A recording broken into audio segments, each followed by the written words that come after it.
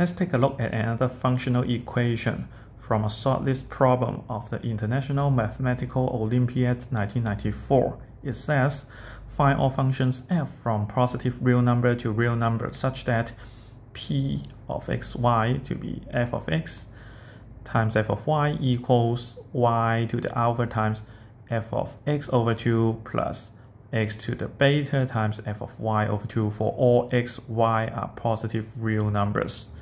We notice that for the original function equation, x and y are symmetry on the left side, y is not symmetry on the right side.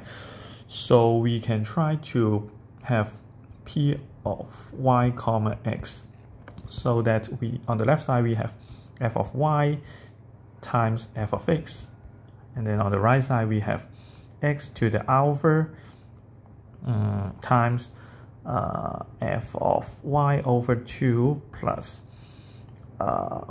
y to the beta times f of x over 2. Okay, so as much as f of x times f of y equals f of y times f of x, so we have the right side to be the same thing.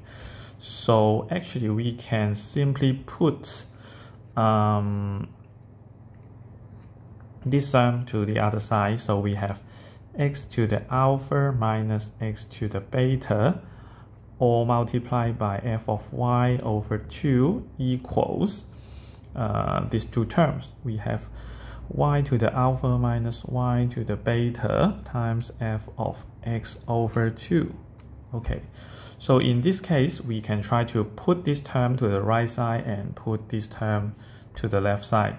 So, and then exchange the left and right. So we have f of x over 2 over x to the alpha minus x to the beta equals f of y over 2 over y to the alpha minus y to the beta. Here we notice that on the left side it is a pure function of x, and on the right side it is a pure function of y with actually the same form. If you just replace y by x, then they are actually the same thing.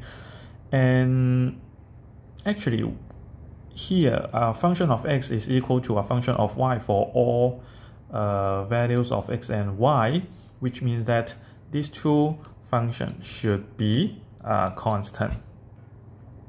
In such a way, if we just pick this side and this side, we can write it as f of x over 2 equals c times x to the alpha minus x to the beta. And here we can just change x to 2x so that we can get f of x equals c times 2x all to the alpha power and then minus 2x to the beta power. Okay, so actually we can have the expression of f of x, and what we need to determine is the constant c. So, and actually for the original function pxy, we notice that we should consider something like x and half of x and then y and half of y. So we may try to see something like p of 1 comma 1, p of 1 comma 1. In that case, we need the value of f of 1 and f of 1 half, and let's see what it gives us. So let's call this equation 1. So from the equation 1, we just put x to be 1, and then we will have f of 1 equals c times 2 to the alpha minus 2 to the beta. Okay, and then also we put x to the 1/2, so that we will have f of 1/2 equals c times 1 to the alpha and 1 minus 1 to the beta. And actually 1 to the any power will be 1, so it is nothing but 1 minus 1, which is 0. Okay, so this is a good number, and that's why we try to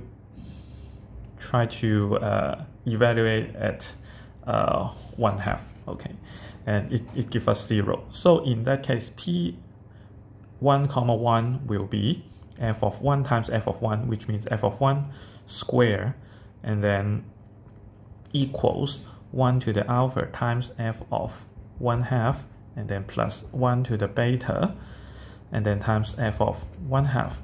And we notice that f of 1/2 is nothing but 0. This is nothing but 0. So in this case, the right side is nothing but 0, which means we have f of 1 quantity square to be 0, which means f of 1 is 0. And f of 1 is actually this thing. So it is nothing but c times 2 to the alpha minus 2 to the beta.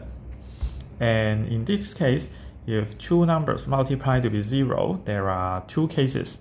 So for case number 1, which means c is 0, so plugging it back to equation 1, c is 0, which means that f of x is 0 for all x are positive real number. And then for case number 2, we have 2 to the alpha minus 2 to the beta is 0, which means 2 to the alpha equals 2 to the beta.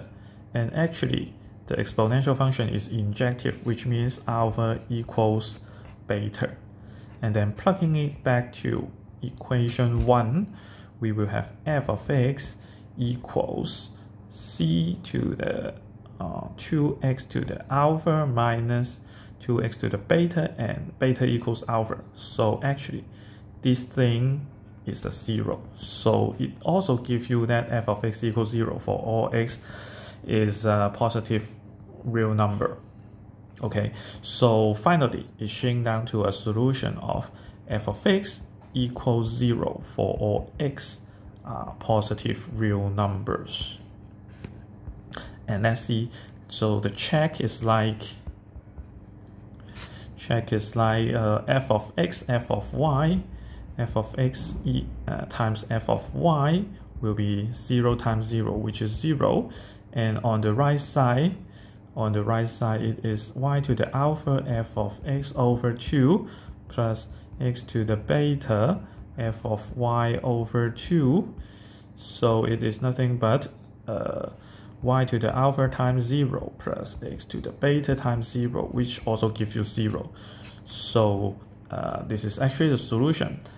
And this is actually a trivial solution. So maybe this is a main reason why this problem only goes to the shortlist, but not a regular problem. And this is the end of the video.